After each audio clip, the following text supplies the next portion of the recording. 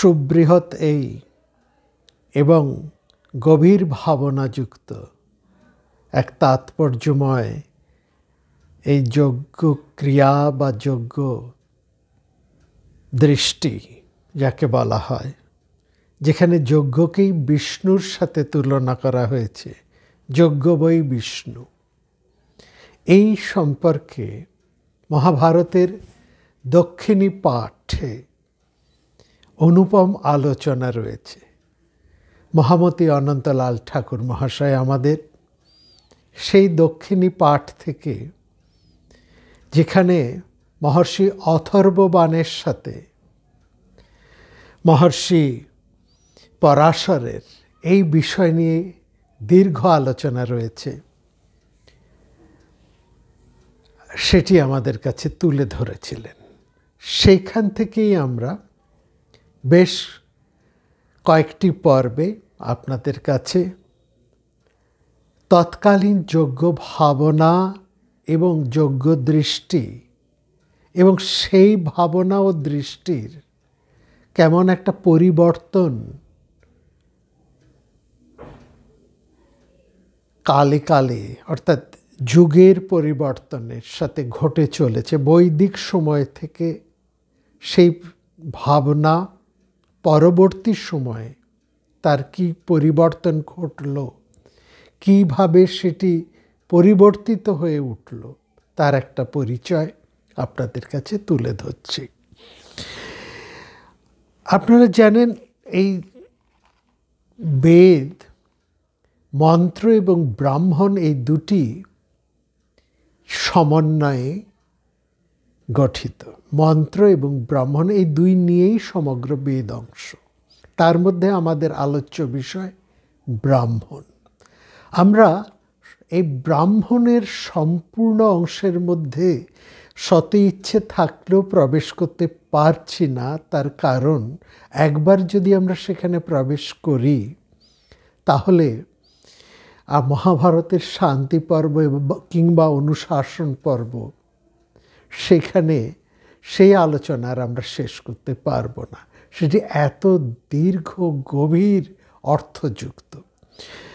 আসল কথা হচ্ছে, এই ব্রাহ্মণ অংশ যেটা আমরা বারবার বলে আসছি, ব্রাহ্মণ অংশের গুরুত্ব, তার ব্যাখ্যাকর্তা এবং এই ব্রাহ্মণ্য অংশের যে একটা চমৎকারী ভাব, একটা অন্তর তাৎপর্য, সেটা লুপ্ত হয়ে যাচ্ছে। এবং ব্যাখ্যাকর্তারা সহজভাবে যারা এই ব্রাহ্মণ্য অংশের যোগ্য ভাবনার অন্তর তাৎপর্যকে চমৎকারভাবে তুলে ধরতে পারতেন, সেই সব বড় বড় হংসরা, পরমহংসরাও, ওই ঠাকুরমশাই একটু ঠাট্টা করে বলতেন, তারা সব হাসপাতালে চলে গিয়েছেন। এবং তার ফলে এই সামগ্রিক একটা অর্থপূর্ণ, গভীর তাৎপর্যবোধক এই যজ্ঞ ভাবনা কেবলমাত্র কিছু ক্রিয়ার মধ্যে সেটা অবশিষ্ট হয়ে রইল। দুঃখের বিষয় এটা, আমরা সায়নাচার্যকে পেলাম, যিনি যজ্ঞ ক্রিয়ার মধ্যে বেশি গুরুত্ব দিয়েছেন, অথচ যজ্ঞ ভাবনার যে তাৎপর্য, সেটা নিয়ে তিনি অতটা ভাবিত হননি। হয়তো বা এটা হতেও পারে সেই সময় ব্রাহ্মণ্য অংশগুলোর গুরুত্ব ছিল এবং ব্রাহ্মণ্য অংশকে ব্যাখ্যা করার মানুষেরাও ছিলেন, যাতে ক্রিয়াটা সঠিকভাবে হন, সেটাই চেয়েছিলেন সায়নাচার্য। সেই জন্য সেই দিকেই তার যথাযথ মনোনিবেশ ছিল। তবে আমাদের সৌভাগ্য, অন্তত এই সময়ও আমরা দুজন তেমন বিরাট মানুষকে পেয়েছি, যারা এই যজ্ঞ ভাবনার অন্তর তাৎপর্যকে ধরে রাখতে ব্যাখ্যা করেছেন তাদের রচনায়। একজন ঋষি অরবিন্দ, অপরজন শ্রীমৎ অনির্বাণ। এদের বাদ দিলে তেমনভাবে যোগ্য ভাবনা নিয়ে আর বড় কোনো কাজ সেভাবে হয়ে ওঠেনি। অর্থাৎ যোগ্য ভাবনার অন্তর তাৎপর্যকে ধরতে পারেন তেমন আর কিছু নেই। তবুও অন্তত ঠাকুরমশাইয়ের কাছে আমরা খানিকটা যতটুকু শুনেছি তার অতি নগণ্য অংশ, অতি ভগ্নাংশ মাত্র আপনাদের কাছে এই কয়েকটি পর্বে আমরা তুলে ধরার একটা প্রয়াস।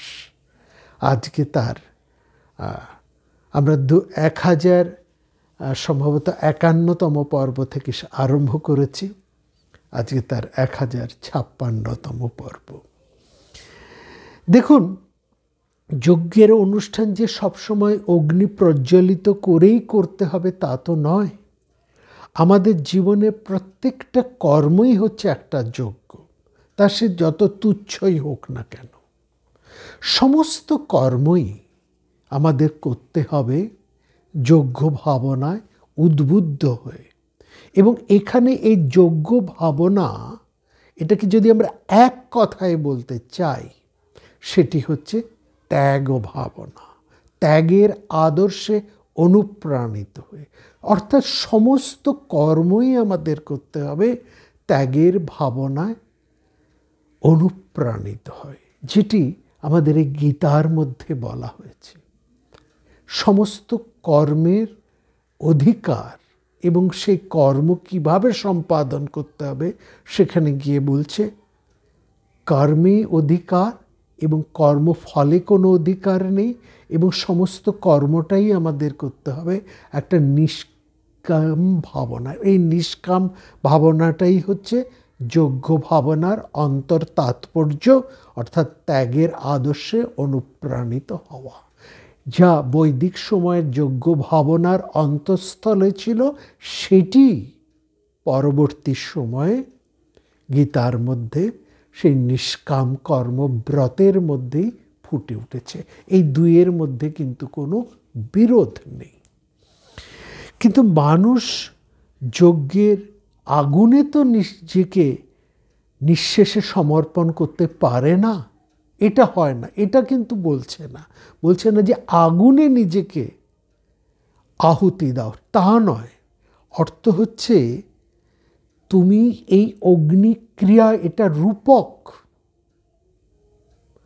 অগ্নিটা তোমার অন্তরে জ্বালাও, তুমি নিজে অগ্নিময় হয়ে ওঠো। এই অগ্নি হচ্ছে জ্ঞান, জ্ঞানের প্রতীক। যেই অগ্নি তোমার অন্তরের সমস্ত অন্ধকারকে, সমস্ত অজ্ঞানকে, সমস্ত মালিন্যকে দগ্ধ করবে, যাকে মনোনাশ এই কথাটিও বলা হয় বৈদান্তিক ভাষায়, যাকে আমরা বলি মনোনাশ, চিত্তবৃত্তি নাশ। কারণ চিত্তের চঞ্চলতাই হচ্ছে সব কিছুর নাশের মূল কারণ। এটাও তো সত্য, তাই না? সুতরাং যাজ্ঞিক ভাবনায় দেখুন, যজমান যজ্ঞের আগুনে, অগ্নিতে যা আহুতি দেন, সেটা তিনি নিজের প্রতিনিধি হিসেবেই দেন। যজ্ঞে তিনি ঘি আহুতি দিচ্ছেন। এই ঘি বা ঘৃত হচ্ছে তার প্রাণের তেজ, প্রাণশক্তি হচ্ছে ঘৃত। ঘৃত হচ্ছে সেই প্রাণশক্তিরই প্রতীক। ঠিক সেরকমভাবে তার এই যজ্ঞের যাবতীয় তিনি যা কিছু ত্যাগ করছেন, যা কিছু দ্রব্য ত্যাগ, আহুতি শব্দের অর্থ হচ্ছে দ্রব্য ত্যাগ। দ্রব্য ত্যাগ মানে হচ্ছে এই সাংসারিক যে সমস্ত আসক্তি, সেই আসক্তি ত্যাগ, সাংসারিক বস্তু ত্যাগ।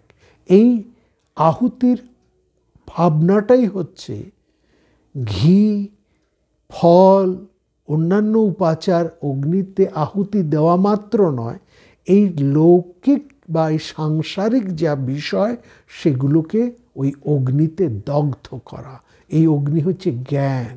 অন্তরে শুদ্ধ জ্ঞান এর উন্মেষ হলে মনের যে সমস্ত আসক্তি, আকাঙ্ক্ষা যা ছুটিয়ে মারে সেগুলো নাশ হয় এবং সেগুলোকেই যেন সেই অর্থকেই এই অগ্নিযজ্ঞের রূপকের মধ্যে দিয়েই ফুটিয়ে তোলা। এই হচ্ছে তার অন্তর তাৎপর্য, অর্থাৎ আত্মত্যাগ বা আত্মবিসর্জন। যজ্ঞের যে পুরোডাস, যে পশু, সেটা হচ্ছে সেই যজমানেরই প্রতীক। যজমান বৈ পুরোডাস, এটি যজ্ঞ ক্রিয়ার মধ্যে খুব পরিষ্কার করে তৈত্তরীয় ব্রাহ্মণের মধ্যে বলা আছে। এই জন্য ব্রাহ্মণ্য শাস্ত্র এতটা গুরুত্বপূর্ণ, এতটা প্রাসঙ্গিক। এইখানে ব্রাহ্মণকে যদি আমরা না বুঝি তাহলে কিন্তু বেদ আমরা বুঝব না। বেদ কতগুলো মন্ত্র মাত্র নয়, সেই মন্ত্র এবং সেই মন্ত্রের বিনিয়োগ, শুধু ফর্মুলা নয়, ফর্মুলার অ্যাপ্লিকেশন, থিওরি ফর্মুলার অ্যাপ্লিকেশন, এই অ্যাপ্লিকেশনটাই হচ্ছে ব্রাহ্মণ। শুধু বিজ্ঞান তো কেবলমাত্র ফর্মুলা থিওরি নয়, বিজ্ঞানের মধ্যে তো অ্যাপ্লিকেশনও আছে। এই অ্যাপ্লিকেশনটাই হচ্ছে ব্রাহ্মণ, এতটাই তার গুরুত্ব। বলছে যজমানে বৈ পুরোডাস, তৈত্তরীয় ব্রাহ্মণে বলছে। আবার ওই তৈত্তরীয় ব্রাহ্মণ একই সঙ্গে বলছে যজমান পশু, যে পশুকে তুমি আহুতি দিচ্ছ সেটা তুমি নিজেকেই আহুতি দিচ্ছ, নিজেরই আত্মবিসর্জন, নিজেরই আত্মত্যাগ। এই যে প্রতিনিধি, তার বৈদিক সংজ্ঞা হচ্ছে নিষ্ক্রিয়। মানুষের জীবনের সমস্ত কর্ম, সেটা যত তুচ্ছই হোক না কেন, সবটাই হচ্ছে যজ্ঞ ভাবনা, সবটাই ত্যাগ ভাবনার মধ্যেই নির্দিষ্ট। আমরা প্রতিদিন যে আহার করছি সেটাও একটা যজ্ঞ। এই যজ্ঞে আহুতি দেওয়া হয় জঠরাগ্নি এবং দেবতা প্রজাপতি বা প্রাণের দেবতার উদ্দেশ্যে। এই দেবতা যজমানের অন্তরে, অর্থাৎ আমাদের অন্তরে অধিষ্ঠিত তিনি। এই যে আহার গ্রহণ, সেটা এক ধরনের অগ্নিহোত্র, নাম তাই তার প্রাণাগ্নিহোত্র। প্রতিদিন আমরা এই প্রাণাগ্নিহোত্র, হোত্র শব্দের অর্থ যজ্ঞ, তাই করে চলেছি। আমাদের সেই জন্য বলা হচ্ছে এই সমগ্র জীবনটাই হচ্ছে একটা যজ্ঞ কর্ম। বাল্য, যৌবন, আমাদের এই বার্ধক্য, যেন এই সোম জাগেরই 3 শবন। আর মৃত্যু, সেটা হচ্ছে সেই যজ্ঞের অবভৃত ইষ্টি বা যজ্ঞান্ত স্নান। এই কি চমৎকার করেই না তৈত্তরীয় ব্রাহ্মণ এটা বলছেন তোমাদের এই বাল্যকাল, এই যৌবন, এই বার্ধক্য, এটাই হচ্ছে এই যে সোমযাগ করছো তোমরা, বাহ্যিক যে সোমযাগ, বিখ্যাত সোমযাগ, তার 3টি শবন, 3 ধরনের আহুতি। আর মৃত্যু হচ্ছে যজ্ঞান্ত স্নান। মৃত্যুটা এই জন্য বলছে শেষ নয়, আরেকটা পরের ধাপ, পরের অধ্যায়। মৃত্যুতে শেষ হয় না, আরেকটা অধ্যায়ের আরম্ভ হয়। কি গভীর এবং তাৎপর্যময় ভাবনা! এটাকে ধ্যান করতে হয়। এই ভাবনাকে প্রতিদিন একটু একটু করে অনুস্মরণ করে তার মধ্যে ডুবে যেতে হয়। সেই ভাবনাকে হৃদয়ে প্রতিষ্ঠা করতে হয়। মনে রাখবেন, বৈদিক জীবন দর্শনে জন্মগ্রহণের সঙ্গে সঙ্গেই মানুষ 3টা ঋণে আবদ্ধ হয়ে পড়ে। একটি তার ঋষি ঋণ, একটি দেবঋণ এবং তৃতীয়টি হচ্ছে তার পিতৃঋণ। ঋষি ঋণ, দেবঋণ আর পিতৃঋণ, এই 3টে ঋণের সঙ্গে সঙ্গে তার আরও 2টি ঋণ যুক্ত করা হয়েছে। একটি হচ্ছে ভূত ঋণ আরেকটা হচ্ছে মনুষ্য ঋণ। তার মানে 5টা ঋণ: ভূত ঋণ, মনুষ্য ঋণ, পিতৃঋণ, দেবঋণ এবং ঋষি ঋণ।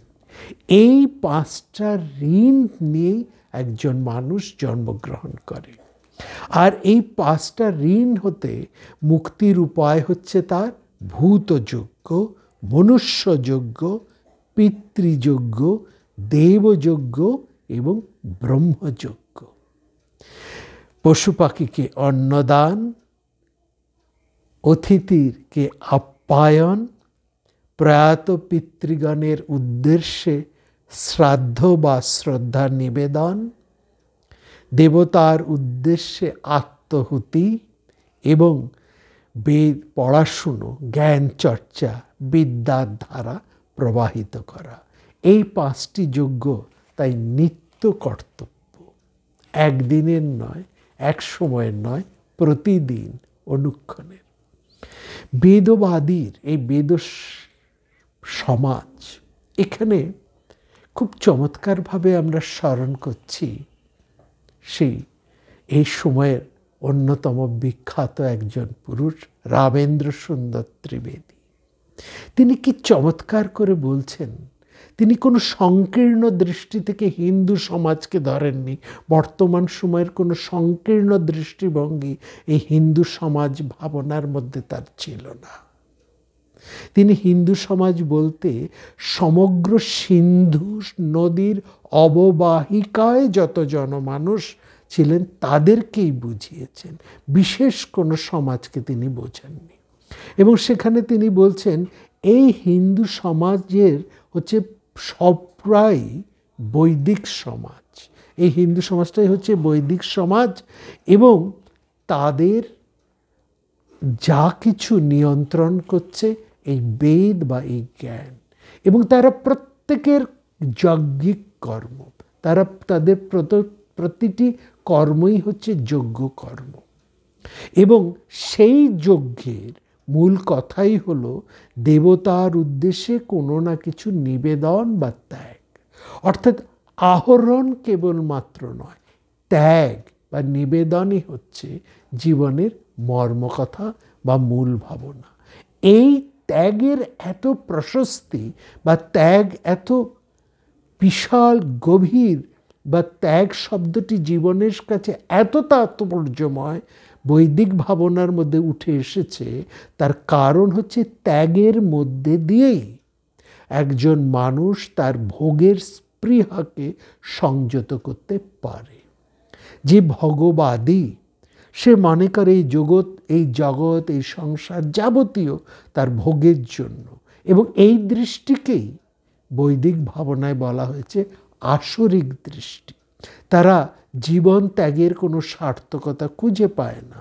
তারা যা আহুতি দেয় সেটা দেয় তাদের নিজের রসনায়, নিজেদের কামনার অগ্নিতে। আসুরা অতিমানে নৈব কস্মিন নু বয়ং জুহয়ামেতি স্বেনেন বাসো জুভয়শ্চর। শতপথ ব্রাহ্মণের মধ্যে এই কথাটি বলা হয়েছে। কিন্তু যারা বেদ ভাবনার মধ্যে রয়েছেন, যারা বৈদিক ভাবনার, তাদের আহ্বান কিন্তু সম্পূর্ণ এর বিপরীত। তারা বলছেন ত্যাগের মাধ্যমে যে ভোগের যে সুখ অর্জনের প্রয়াস, এবং তার মাধ্যমে একজন মানুষ আনন্দ এবং অমৃতকে লাভ করতে পারে।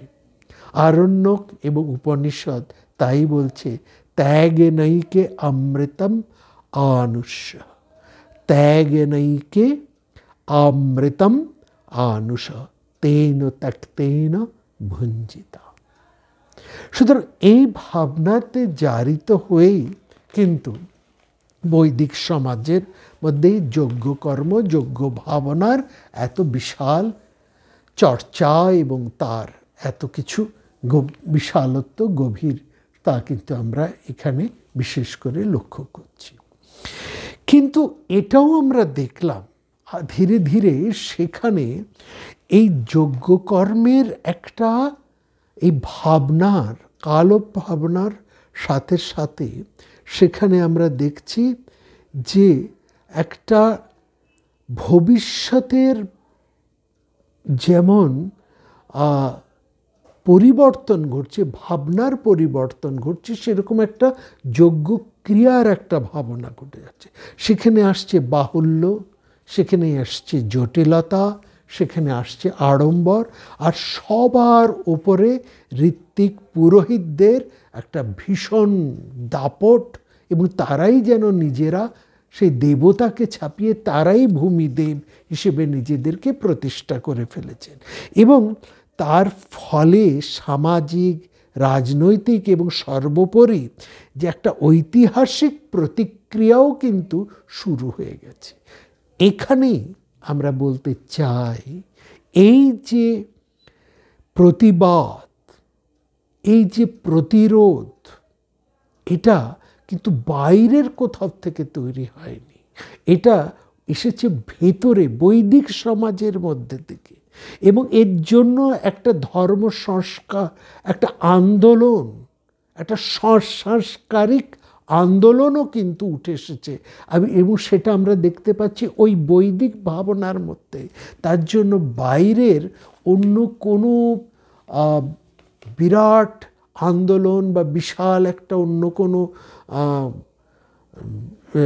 ধর্মমত এসব কিন্তু না, এসব নয়। এগুলো হচ্ছে পরবর্তী মানুষ, তারা বলছেন বৌদ্ধিক একটা ভাবনা, একটা বৌদ্ধ ধর্মের একটা প্রভাব, না তা নয়। কারণ এটা জানবেন, বুদ্ধদেবের জন্মের আগেও কিন্তু বৌদ্ধ ধর্ম ছিল। বুদ্ধ কথাটার অর্থ হচ্ছে বোধি বা জ্ঞান। যিনি জ্ঞান লাভ করেছেন তাকে বৌদ্ধ বলা হয়। এবং বুদ্ধদেবের আগে এই বৌদ্ধ দর্শনের, বৌদ্ধ ভাবনার বহু নিদর্শন কিন্তু আমাদের এই বেদ বা অন্যান্য শাস্ত্রের পুরাণের মধ্যে রয়েছে, যেগুলো বুদ্ধ জন্মের বহু আগে। এই বুদ্ধই প্রথম বুদ্ধ নন, তার আগেও আরও অনেক বুদ্ধ জন্মগ্রহণ করেছেন এবং সেখানে তাদের কথাও আছে। এই বুদ্ধ বিশেষত্ব হচ্ছে তিনি সেই ধারাকেই আর একটু এগিয়ে নিয়ে গেছেন। বুদ্ধ কিন্তু কোনোভাবেই বেদবিরোধী ছিলেন না। তিনি যেটার বিরোধিতা করেছিলেন সেটা হচ্ছে এই বৈদিক ভাবনার থেকে সরে আসা কিছু ঋত্বিকদের, কিছু ব্রাহ্মণের স্বার্থ পূরণের যে একটা অপচেষ্টা এবং যজ্ঞকর্মের যে আড়ম্বর, সেটা। এই যে দুর্গাপূজার যে অন্তর তাৎপর্য, সেখান থেকে সরে এসে আমরা ইদানিং সময়ে বহু ক্ষেত্রেই যে আড়ম্বর সর্বস্বতা দেখতে পারি, বহু মানুষ কিন্তু তারা এর প্রতিবাদ করেন, এটা পছন্দ করেন না। হয়তো শাসকের ভয়ে বা অন্য কোনো শক্তিমান শক্তির বিরুদ্ধে তারা হয়তো তেমনভাবে প্রবল বিদ্রোহ করে উঠতে পারেন না। কে বলতে পারে, ভবিষ্যতে হয়তো এরকমই উঠবে, যখন এই যে পূজার অন্তর তাৎপর্যকে বাদ দিয়ে যেখানে আড়ম্বরটাই প্রধান হয়ে ওঠে, সেটা ক্রমে ক্রমে এই প্রতিবাদ, এই প্রতিরোধ, এইসবের চাপে সরে যেতে যাবে না, আবার নতুন করে সেই ভাবনার উদয় হবে না। ঠিক সেখানে আমরা এটা বলবো যে বুদ্ধ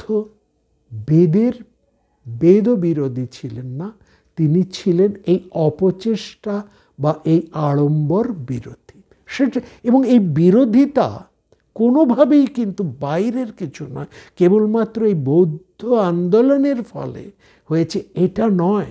এর প্রতিবাদ আমরা কিন্তু বেদের মধ্যেই আমরা দেখছি।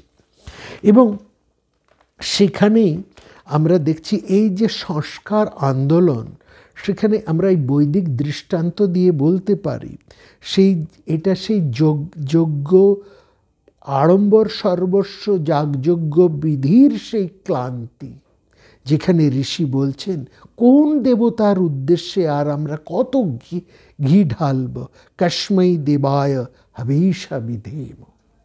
সুতরাং এই যে বিবর্তন একটা ঘটছে, এই যে একটা সংস্কার ঘটছে, এবং সেখানে যে ঋষি সমাজের মধ্যে, সেই বৈদিক সমাজের মধ্যেই একটা চরমতম প্রতিবাদ উঠে আসছে, একটা উদ্ঘোষণ হচ্ছে যে এতকালে যাগ যজ্ঞ, এই যে ঋষি দেবতায় সকল প্রকার চাওয়া পাওয়া, এই সমস্ত কামনার অবসান ঘটিয়ে আমরা কখন সেই মহতের কাছে ফিরে যাব, যিনি সর্বত্র ব্যাপ্ত হয়ে আছেন, যিনি অগ্নিতে, যিনি জলেতে, যিনি তৃণেতে, তরুময় স্থলেতে।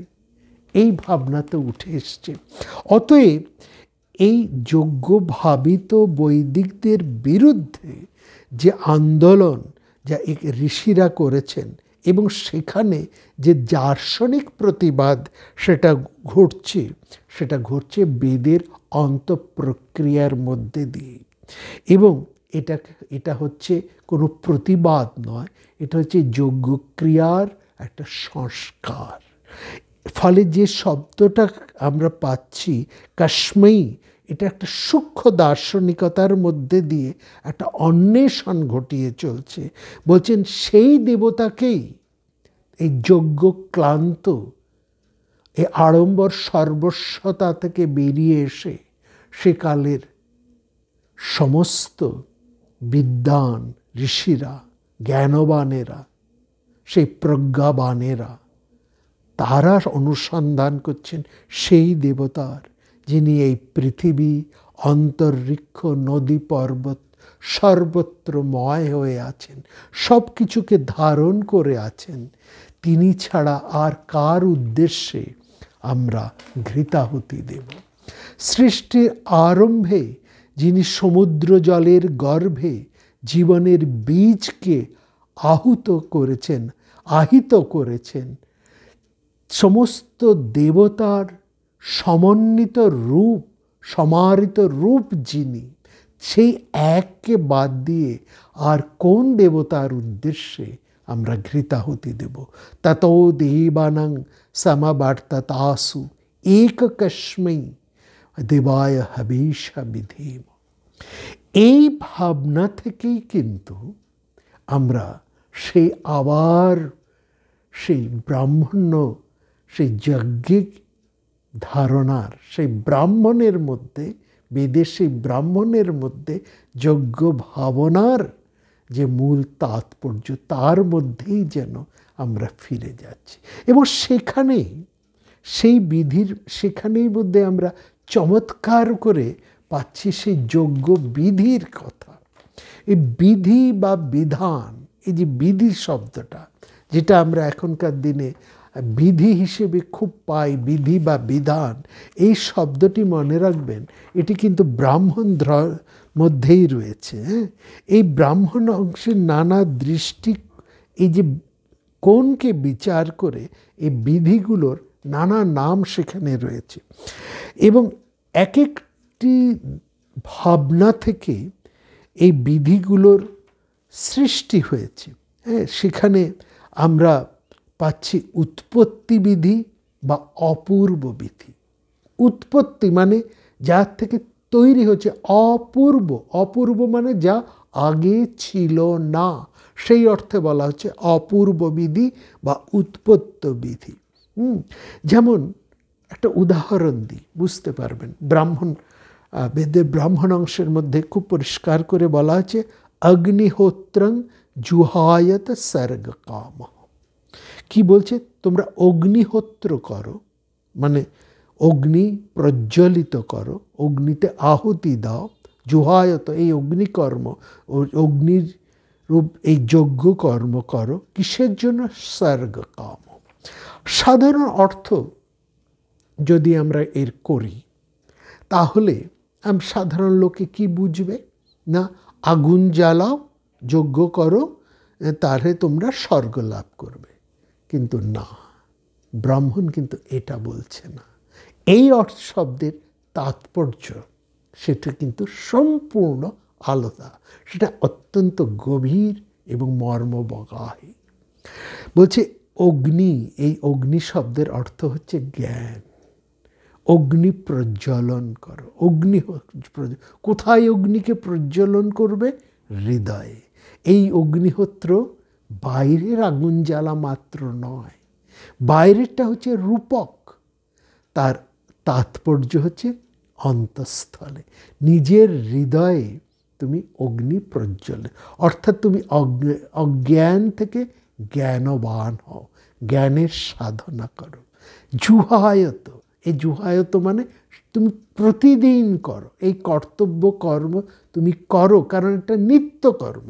অগ্নিধ্যান সেই বৈদিক সমাজের নিত্য কর্ম, প্রতিদিন করতে হবে। অগ্নি প্রজ্বলন করা, অগ্নি ধারণ করা, অগ্নি রক্ষা করা, এটা হচ্ছে প্রতিটি ব্রাহ্মণ, বৈদিক সমাজের প্রতিটি গৃহস্থের নিত্য কর্তব্য। এর অর্থ এই নয় যে তখন দেশলাই ছিল না বলে আগুন একটা পাতিলের মধ্যে জ্বালিয়ে রাখো, না, এটা নয়। এটা হচ্ছে তার অপব্যাখ্যা বা স্থূল ব্যাখ্যা। এর অর্থ হচ্ছে প্রতিদিন তোমার অন্তরের অগ্নিকে, অগ্নিশিখাকে জ্বালিয়ে রাখো, অর্থাৎ জ্ঞান চর্চা, তোমার সাধনা, তোমার তপস্যা জারি রাখো। কখনো তার থেকে সরে এসো না, সেই আগুন নিভতে দিও না। তাহলে কি হবে? কেন করব? প্রশ্ন তো তাই। সঙ্গে সঙ্গে আমরা সেই প্রশ্ন আসে, কোনো কিছু বিধি, কোনো কিছু কাজ করতে বললেই মানুষ স্বাভাবিকভাবে এই প্রশ্ন করে, কেন করব? এই কেন করব? স্বর্গ কাম। এই স্বর্গ শব্দের অর্থ কি? ভোগ, সুখ, এসব পাওয়ার জন্য। এটা তো লৌকিক দৃষ্টান্ত। যে মানুষ এর যেমন দৃষ্টি সে তেমনই তার ব্যাখ্যা করে, তার যেমন ভাবনা সেই অনুসারে সে কাজ করে।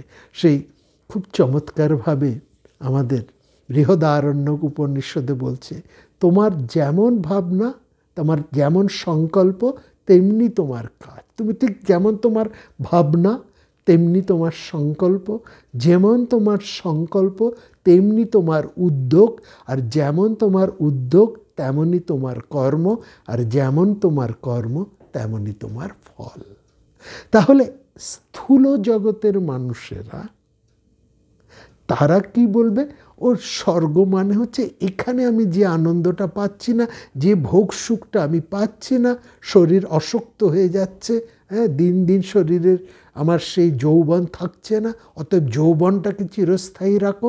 আর যৌবন থাকছে না, আমি যা যা চাইছি, যা যা ভোগ করতে চাইছি, যা যা পেতে চাইছি তা পাচ্ছি না, সুতরাং স্বর্গ নামক একটা কল্পলোক, সেখানে গেলেই আমরা সব পাব।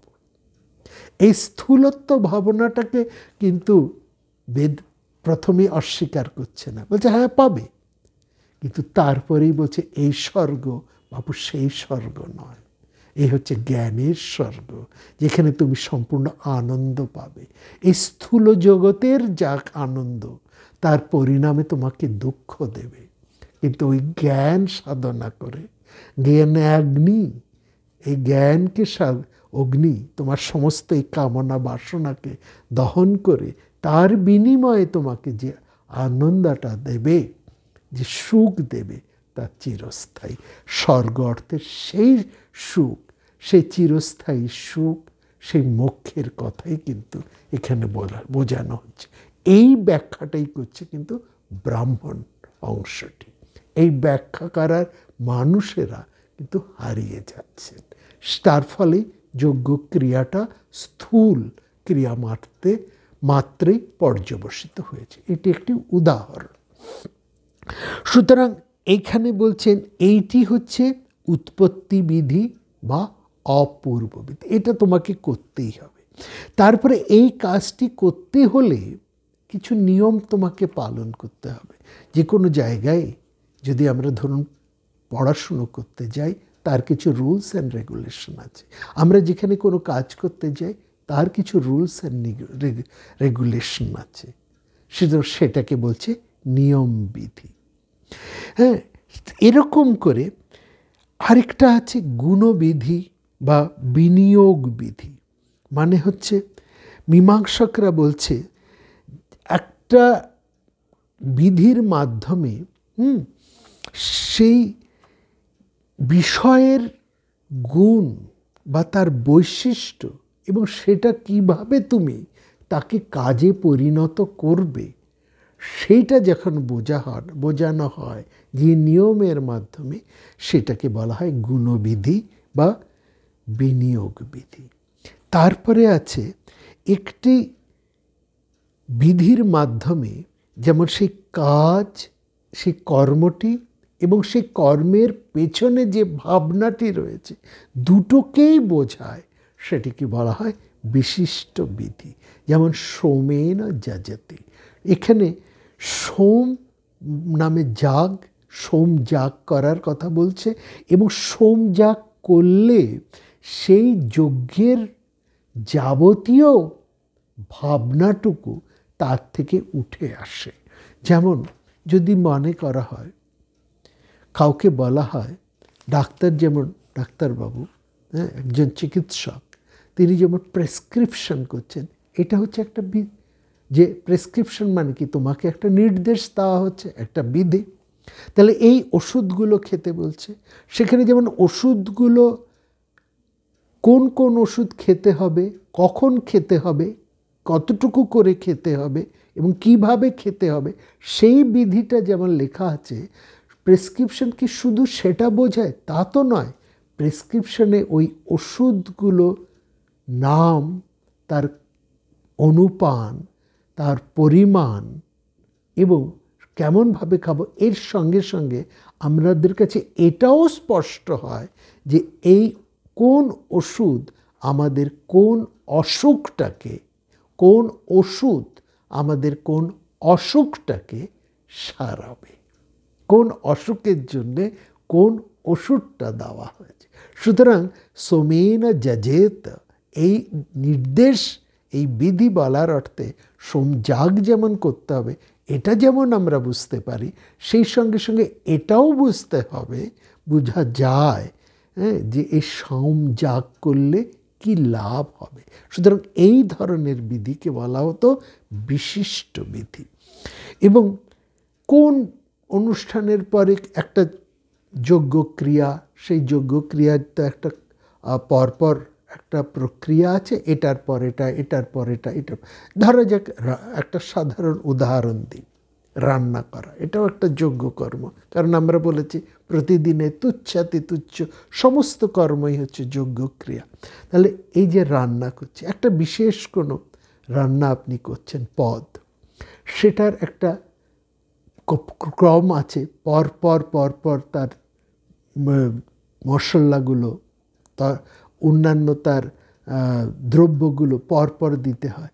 হ্যাঁ, কখন আপনি হলুদ দেবেন, কখন লঙ্কা দেবেন, কখন তেল দেবেন, কখন গরম মশলা দেবেন, কখন অন্যান্য মশলা দেবেন, কোনটা দেবেন, না দিলে কতটুকু দেবেন, এই যে বিধি প্রত্যেকটারই এটা থাকে, সেটাকে বলা হয় প্রয়োগ বিধি। এইভাবে এবং এই সমগ্র বিধি বাক্য, এই যে করবে, এই যে কাজ করবে, তার অধিকারীকে, এই অধিকারীও কিন্তু সেখানে বলা হচ্ছে। সমস্ত কাজ কিন্তু সবাই করতে পারে না, প্রত্যেক কাজের একটা নির্দিষ্ট অধিকারী আছে, সেখান থেকে আসছে এই অধিকারী বিধি ইত্যাদি। সমস্ত ভাবনা নিয়েই কিন্তু এই বেদের মধ্যে ব্রাহ্মণ অংশের এতটা গুরুত্ব। সুতরাং এর তাৎপর্য যদি আমরা সঠিকভাবে না বুঝি, ভুল করি, তাৎপর্য না বুঝে যদি যজ্ঞ কর্মটা করি, তাহলে তা কিন্তু ফলদান করে না, সেটা বরং ক্ষতি করে, অনিষ্ট সাধক করে। সুতরাং প্রত্যেকটা জিনিস কেন বলা হয়েছে, এটা শুধু প্রেসক্রিপশন পড়তে জানলেই ওষুধ দেওয়া যায় না। সেখানে প্রেসক্রিপশনের ভেতরে যে প্রেসক্রিপশনের ইনার মিনিংটাকেও কিন্তু বুঝতে হবে। এই ওষুধ এতবার দিতে হবে, কখন দিতে হবে আর কখন বন্ধ করতে হবে, দেব কি দেব না, এই প্রেসক্রিপশনের অন্তর্গত একটা পার্ট থাকে, সেটাকেও কিন্তু যে বুঝতে পারে, সেই কিন্তু ওষুধের সঠিক অ্যাপ্লিকেশনটা করতে পারে রোগীর উপরে। তার হাতেই কিন্তু রোগী ওই চিকিৎসকের ওষুধ খেয়েই ভালো হয়। না হলে চিকিৎসক একটা বিধি করে দিলেন, আর সেই বিধি অনুসারে যন্ত্রের মতন পালন করলেই কিন্তু ফল সঠিক হয় না। তো এই জায়গার থেকেই আমরা দেখছি যে সেখানেই একটা সাংঘাতিক প্রশ্ন পরবর্তী সময় কিন্তু উঠে এসছে, যখন এই ব্রাহ্মণ্য অংশটা প্রায় নষ্ট হতে বসেছে এবং ওই যেটা আমরা গত পর্বে দেখেছি, ঋত্বিকেরা প্রবল হয়ে উঠেছে। ঋত্বিক এবং অর্থাৎ এই ব্রাহ্মণ এবং ক্ষত্রিয়, যাদের একটা সংজোট, একটা কথা এত চমৎকারভাবে বেদের মধ্যে বলা হয়েছে, সেখানে কিসের অর্থ না ব্রাহ্মণরা নিঃস্বার্থভাবে ক্ষত্রিয়দেরকে গাইড করবে, মন্ত্রণা দেবে, আর ক্ষত্রিয়রা ব্রাহ্মণদের নির্দেশ অনুসারে তারা রাষ্ট্রের পরিচালনা করবে। এই দুয়ের সম্মিলিত উদ্যোগের মধ্যে দিয়েই একটা সুষ্ঠু সুন্দর রাষ্ট্র ভাবনা গড়ে ওঠে। উভয়ের এবং প্রত্যেকের একটা মঙ্গল, প্রত্যেকের মঙ্গল ভাবনা। এতে কেবলমাত্র ব্রাহ্মণ, কেবলমাত্র ক্ষত্রিয়ের নয়, এখানে সমগ্র রাষ্ট্র এবং সমগ্র রাষ্ট্রবাসীর হিত ভাবনার কথাই কিন্তু চিন্তা করা হয়েছে। সেখান থেকে যখন সরে আসছে, স্বার্থ প্রধান হয়ে আসছে, অর্থাৎ ব্রাহ্মণরা তাদের স্বার্থ পূরণের জন্য যজ্ঞবিধিকে জটিল থেকে জটিলতর করে ফেলছেন, এমন একটা দাঁড় করালো যে একে দিয়ে না করালে এই কাজটা সুন্দর হবে না, এরকম একটা ভাবনা দাঁড়িয়ে গেল। এবং ক্ষত্রিয়রাও যেখানে নিজেদের ক্ষমতা প্রদর্শনের জন্যই ওই যজ্ঞকে অবলম্বন করলো, ওই যজ্ঞক্রিয়া করবার একটা চেষ্টা হলো, অর্থাৎ দুয়েরই স্বার্থ যেখানে প্রধান হয়ে দাঁড়ালো, সেখানেই কিন্তু মানুষ বিরক্ত হয়ে পড়ল, ক্লান্ত হয়ে পড়ল। সেখানেই তারা একটা প্রশ্ন জিজ্ঞেস করছে, একটা প্রশ্ন উঠে এলো, ইয়ো দেবানাং নামদা একৈব তাং সং প্রশ্নং ভুবনা ইয়ান্তি অন্না। এই যে একটা ভীষণ প্রশ্ন, সাংঘাতিক কথা উঠে উঠল, সংপ্রশ্ন, তং সংপ্রশ্নং ভুবতি ভুবনা ইয়ান্তি অন্যা। অর্থাৎ এই সংপ্রশ্নেই যেন এই সমস্ত যাজ্ঞিক পুরোহিত, ঋত্বিক এবং সেই শক্তিশালী ক্ষত্রিয়দের বিরুদ্ধে একটা বিপ্রতীপে একটা সাংস্কারিক আন্দোলন বিপুলভাবে ওই বৈদিক সমাজের মধ্যেই কিন্তু উঠে এলো। এবং সেইখানেই আমরা দেখছি সেই ভাবনা থেকেই, যজ্ঞক্রিয়ার এই ভাবনা থেকে, সম্পূর্ণ ক্রিয়া ভাবনার থেকে সরে এসে আরেকটি অধ্যাত্ম ভাবনা বা আরেকটা জ্ঞান ভাবনা, যাকে আমরা ঔপনিষদিক ভাবনা, সেটা কিন্তু ওই বৈদিক সমাজের ভেতর থেকেই সৃষ্টি হলো। এখানে সেই বৈদিক যজ্ঞ ভাবনার, ব্রাহ্মণ ভাবনার অবক্ষয় থেকে সেখানে ঔপনিষদিক একটা মানস যজ্ঞের ভাবনা চলে আসছে। এটা যে বৈদিক সমাজের মধ্যেই উঠে এসছে তার চমৎকার নিদর্শন আমরা বেদের মধ্যেই পাচ্ছি।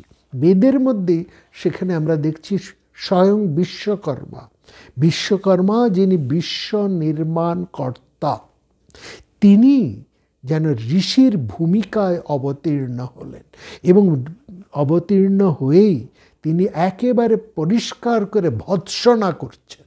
তার সেখানেই বলছেন যে নতং বিদাথ ইয়া ইমা যজান অন্নজুষ্মাকস্তরং বভূভ নিহারেণ প্রবৃতা জল্পা চাশ্রিত্রি উক্ত শাসশ্চন্তরন্তি। বলছেন নিহারেণ প্রবৃত্ত জল্পা, বলছে নিহার মানে ঘন কুয়াশা, নিহার মানে কুয়াশা, ঘন কুয়াশায় আচ্ছন্ন হয়ে আছে তোমাদের দৃষ্টি। যেমন কুয়াশা থাকলে, ঘন কুয়াশা থাকলে আমরা সামনের জিনিসটাও, দূরের জিনিস তো বটেই, সামনের এক হাত কাছের জিনিসও দেখতে পাই না। ঠিক সেরকম বলছে, যখন আমাদের স্বার্থ এই কুয়াশার মতন আমাদের দৃষ্টিকে আবিল করে, তখন আমরা সত্যকে দেখতে পাই না, যথার্থকে দেখতে পাই না। বলছেন ঘন কুয়াশায়, এই মোহের ঘন কুয়াশায় দৃষ্টি আবিল হয়ে আছে বলেই স্বয়ং বিশ্বকর্মা বলছেন, যিনি এই বিশ্বকে নির্মাণ করেছেন, নতং বিদার্থ ইয় ইমা যজান আন্না যুস্মাকানন্ত বুভৌব, যিনি এই বিশ্বকে নির্মাণ করেছেন, জলের গর্ভে যিনি এই সংসারের বীজ বপন করেছেন, প্রথিত করেছেন, তাকে তোমরা চিনতেই পারছো না, তাকে তোমরা বুঝতেই পারছো না। বুঝতেও পারো না যে তোমাদের অন্তঃকরণের মধ্যে যিনি অধিষ্ঠিত আছেন তাকে তোমরা চিনতেই পারছো না। আর চিনবার শক্তি তোমাদের নেই বলে, সেই জ্ঞান তোমাদের নেই বলে, সেই জ্ঞানটা তো আলোটা তোমাদের নিভে গিয়েছে বলে, বা এই অজ্ঞানের মোহে ধূসর হয়ে গিয়েছে বলে তোমরা নানা রকম জল্পনা করে যাচ্ছ। আসল কথা তো এই, ঘন কুয়াশার মধ্যে আমরা যখন কিছু দেখতে পাই না, তখন আমরা নানা রকমের জল্পনা করি, তাই না? যে এটাও হতে পারে, ওটাও হতে পারে, এইটা না ওটা।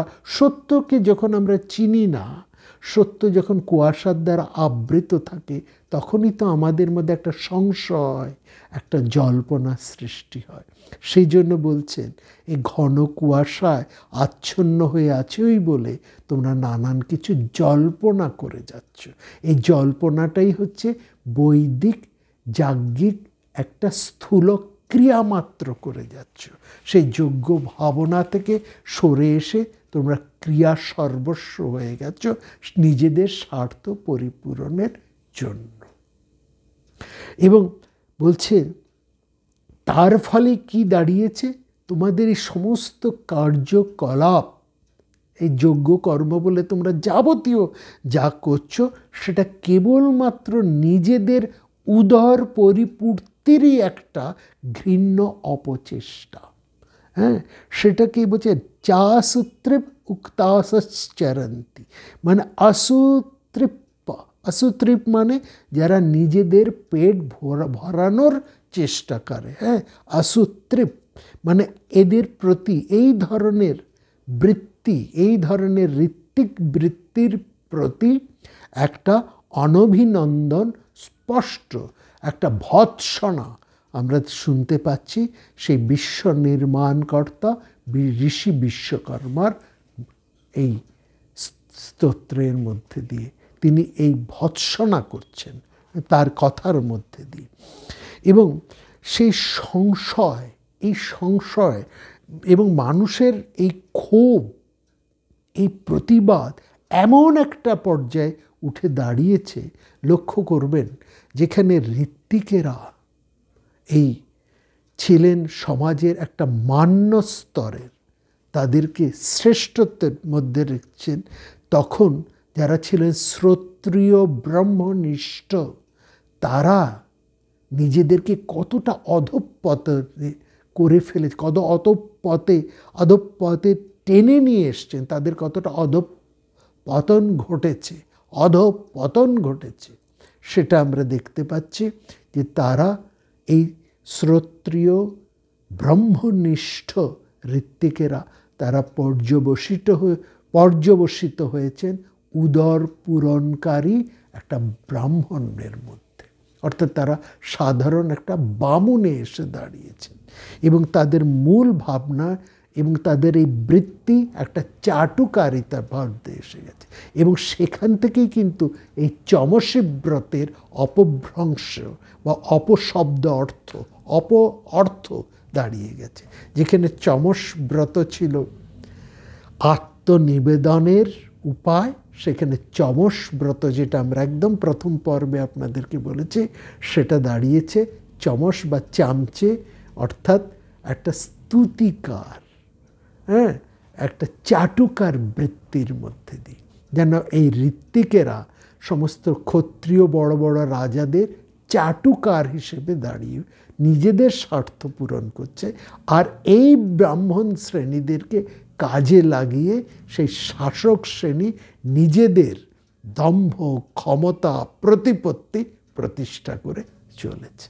এই অধঃপতন উভয়ের জন্য দাঁড়িয়েছে। অর্থাৎ পরবর্তীকালে আমরা মহাভারতের মধ্যেও দেখছি সেখানে ভীম তার অগ্রজ যুধিষ্ঠিরকে এই অর্থেই ভৎসনা করে বলছেন যে আপনার বুদ্ধিটা ঠিক যেন বেদ মুখস্থ করা শ্রোত্রিয় ব্রাহ্মণদের মতন দিনে দিনে হয়ে দাঁড়াচ্ছে। হ্যাঁ, কেমন আপনি মনে হচ্ছে যেন খুব একটা বিশেষ পণ্ডিত, খুব বড় বিদ্যান লোক, বেদ কিন্তু আপনার খুব কেমন সুন্দর আপনি মন্ত্র উচ্চারণ করছেন, কিন্তু সেই মন্ত্রগুলো সব ফাঁপা, তার অর্থ আপনি নিজেও কিছু বোঝেন না, এবং এই মন্ত্রের মধ্যে যে তত্ত্ব আছে সেটার কিছুটা মাত্র আপনি অনুধাবন করতে পারেননি। ফলত আপনার ব্যাপারটা দাঁড়িয়েছে কেবল উদরপূর্তি এবং স্বার্থপূর্তি। অনুবাক হতা বুদ্ধির নৈশা তত্ত্ব অর্থদর্শিনী। এই জায়গাটায় নিজেদেরকে দাঁড় করিয়ে এনেছে এই অধঃপতন। এবং সেখানে বলা হয়ে গেছে, এমনও বলা হয়েছে যে এই ব্রাহ্মণ সমাজের এই যে পড়া, শুনো, যজন, যাজন, ব্রাহ্মণদের একমাত্র কাজ তো তাই, পড়ানো, অধ্যয়ন, অধ্যাপনা, যজন, যাজন, আর তার বিনিময়ে কিছু প্রতিগ্রহ। সেটা কি অর্থে দাঁড়ালো? যে এই যে তারা কেবলমাত্র এই মন্ত্র পড়ে অং বং চং কিছু করে তারা নিজেদের স্বার্থ পূরণ করছে, আর কিছু মাত্র না। কিন্তু এটা তো ছিল না, এর অর্থ তো তা নয়। আসলে ব্রাহ্মণদের, এটা ঠিক, ব্রাহ্মণদের অধ্যয়ন, অধ্যাপনা, যজন, যাজন সব কিছুর মূল উদ্দেশ্যের পেছনে তো তাদের বেঁচে থাকারও একটা কারণ আছে, নাহলে কী বা তারা করবে? তারা তো দেখুন, সে সময় ব্রাহ্মণরা তো আর অন্য কোনো বৃত্তি গ্রহণ করতে পারতেন না। তাদের বৃত্তি নির্দিষ্ট, পড়াশুনো করা, পড়ানো, যজ্ঞক্রিয়া এবং ইত্যাদি করা। এর মাধ্যমে তারা যা আয় করতেন তা দিয়েই তাদের যে আশ্রম, যে তাদের শিক্ষা প্রতিষ্ঠান, এগুলো চালাতেন। তাদের যে সমস্ত শিষ্য ছিল, যে সমস্ত ছাত্র ছিল, তাদের আহার্য এবং তাদেরকে প্রতিপালন করতেন। কারণ আমরা এটা দেখিয়েছি, সেকালের পড়াশুনোটা ছিল সম্পূর্ণ ফ্রি, নিঃশুল্ক। সুতরাং এর খরচা যোগাবে কে? সুতরাং সেই জন্যই সেই মনু মহারাজ তিনি এই বিধান দিয়েছিলেন যে রাজারা যেন প্রচুর যাগযজ্ঞ করেন, যাতে এই ব্রাহ্মণেরা তার মাধ্যমে কিছু দক্ষিণা লাভ করতে পারেন। এই দক্ষিণা শব্দের অর্থ হচ্ছে দাক্ষিণ্য।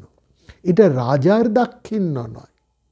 রাজা এই যজ্ঞক্রিয়ার মাধ্যমে, গৃহস্থ এই যজ্ঞক্রিয়ার মাধ্যমে, আসলে সাধারণ গৃহস্থের আর কতটুকু ক্ষমতা, তারা আর কতটুকু দিতে পারেন? দেবার ক্ষমতা থাকে তো বড় বড় মানুষদের, বড় বড় ধনী মানুষদের, বড় বড় রাজাদের। সুতরাং তাদেরকেই এগিয়ে এসে উদ্যোগটা বেশি করে নিতে হবে। বড় বড় যজ্ঞক্রিয়া, এবং যজ্ঞক্রিয়া মানেই আমরা সেখানে বলবো সেই পূর্তক্রিয়া, যেই পূর্ত ভাবনা, যার মধ্যে দিয়ে সেই সমগ্র সমাজের একটা উন্নতি। এই পূর্ত মানে হচ্ছে একটা সামাজিক সর্বপ্রকার উন্নতি, যার মধ্যে থেকে বর্তমান সমাজের আমাদের পূর্ত বিভাগ, PWD, পাবলিক ওয়ার্কস ডিপার্টমেন্ট, সেই ভাবনাটা কিন্তু এখনও বর্তমান। এই আমাদের পুকুর কাটানো, রাস্তাঘাট নির্মাণ, সংস্কার, ব্রিজ তৈরি ইত্যাদি ইত্যাদি যাবতীয় যা কিছু উন্নয়নের কাজ, এই হচ্ছে পূর্ত বিভাগের কাজ। এই পূর্ত কর্মটাই হচ্ছে যোগ্য কর্ম। এই বড় বড় কাজ যদি করানো হয়, বড় বড় আলোচনা যদি করানো, ব্রাহ্মণরা বড় বড় পূর্ত ক্রিয়ার মধ্যে আসবেন না, কারণ তারা তো আর অন্য কাজ করবেন না। তারা পড়াশুনো। তাহলে পূর্ত কর্ম করলে সমাজের সাধারণ মানুষের আয় হবে, তাদের আয় হলে তারা যজ্ঞ ক্রিয়া করবে, এবং যজ্ঞ ক্রিয়া করলে ব্রাহ্মণরা তার মধ্যে যুক্ত হতে পারবেন। তারা এই গৃহস্থদের আয় হলে তারা যে সমস্ত আশ্রমগুলো আছে যেখানে পড়াশুনো জ্ঞান চর্চা হয় সেখানে তারা কিছু দিতে পারবেন। রাজারা সেই সমস্ত পূর্ত ক্রিয়ার মধ্যে সারস্বত যজ্ঞ করবেন। সারস্বত যজ্ঞ মানে সেখানে পড়াশুনো জ্ঞান চর্চা ইত্যাদি করবেন। সেখানে যারা আসবেন শ্রোত্রিয় ব্রহ্মনিষ্ঠ ব্রাহ্মণেরা, তাদের কিছু আয় হবে। সেই আয়ের মাধ্যমে তারা তাদের জীবন এবং তাদের যে শিক্ষা প্রতিষ্ঠানগুলো আছে তারা চালিয়ে যেতে পারবেন। এই যে অপূর্ব একটা ভাবনা, সেই জন্য মনু মহাশয় বলেছে, যজেত রাজা ক্রতুর বিবীর বই ভূরি দক্ষিণাই, মানে বহুবিধ দক্ষিণাযুক্ত বড় বড় যজ্ঞক্রিয়া করবে। এবং এই যজ্ঞক্রিয়ার মধ্যে দিয়েই সেখানে দান এবং অন্যান্য উন্নয়ন এই সমস্ত বিষয়গুলো চলে আসবে। এবং এইখান থেকেই কিন্তু এই ভাবনাটা এই অর্থে ছিল। কিন্তু অদ্ভুত আমরা যেখানে দেখি যে এই ভাবনা থেকে সরে এসে অভিজাত শ্রেণী, বৈশ্য, শূদ্র, তারাও কিন্তু নিজেদের মতন করে এই যাজ্ঞিক ক্রিয়ার একটা অন্যতর ব্যবস্থা করলেন, এবং সেখানে একটা অপকর্ম ঘটে গেল। সেখানে এই সমগ্র যজ্ঞ ভাবনার যে একটা গভীর তাৎপর্য ছিল সেটা নষ্ট হতে দিল। এবং এই নষ্ট হবার কারণ হিসেবে সবাই দায়ী করলো কিন্তু ওই ব্রাহ্মণদের, ওই ঋত্বিকদের, যারা অর্থের লোভে, স্বার্থের লোভে এই ধরনের কাজ করতে রাজি হয়েছিলেন বা এই ধরনের কাজে ব্রতী হয়েছিলেন। ফলত দোষটা তাদের উপরেই এসে পড়ল, এবং সেখান থেকেই শুরু হলো চমস বৃত্তি। এইখানে আমরা দেখছি যে এই যে বৃত্তি ভাবনা, এইটাই যে যোগ্য ভাবনা, এই দুটোই নষ্ট হয়ে যাচ্ছে। নষ্ট হয়ে যাওয়ার ফলে এটা একটা প্রতিবাদ চলে এলো নানা ভাবনার মধ্যে থেকে। এই ভাবনাটার মধ্যে একটা প্রশ্ন সেখানে রয়েছে যে এই যজ্ঞকর্মের এই ভাবনাটাকে, এটাকে কে ধরে রাখবে? সেখানেই কিন্তু একটা বিরাট সংস্কার, নানা রকমের সংঘাত তৈরি হয়েছে। এবং এই সংঘাতগুলো বারবার কিন্তু প্রাচীন সময়ে আমরা ঘটতে দেখেছি।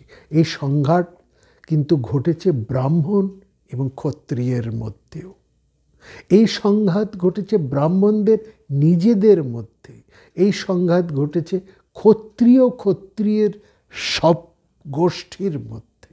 এবং তার ফলে আমরা যেমন পরশুরামকে পাই, পরশুরামের ক্ষত্রিয় নিধনযজ্ঞ পাই, সেখানেও আমরা কিন্তু এই ক্ষত্রিয়রা যখন প্রবল অত্যাচারী হয়ে উঠল পরবর্তী সময়, সেখানে আমরা কিন্তু আবার কুরুক্ষেত্রের মতন এই ভয়ঙ্কর যুদ্ধের ঘটনা পাচ্ছি, যেখানে ক্ষত্রিয়রা পরস্পরের সাথে যুদ্ধ করে একেবারেই শেষ হয়ে গেল।